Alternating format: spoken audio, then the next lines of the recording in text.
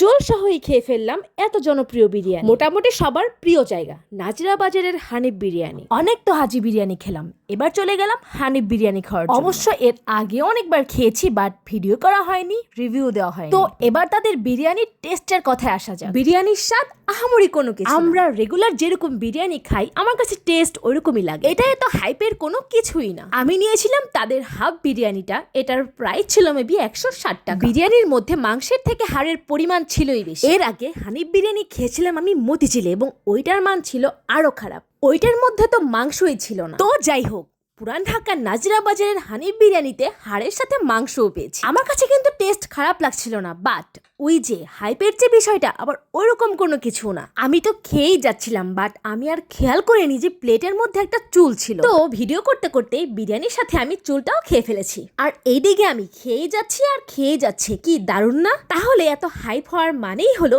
বিরিয়ানির সাথে এক্সট্রা চুলও পাওয়া যায়। আপনারা যদি চান যে আমি হানিফ বিরিয়ানি ভার্সেস হাজি বিরিয়ানির রিভিউ দিব, তো অবশ্যই কমেন্ট বক্সে জানাবেন। আর কিছু বিখ্যাত বিখ্যাত খাবারের সন্ধান জেনে থাকলে আমাকে একটু সাজেস্ট করবেন। ভিডিওটা যদি আপনাদের ভালো লেগে থাকে তাহলে পেজে একটি ফলো দিয়ে দিবেন।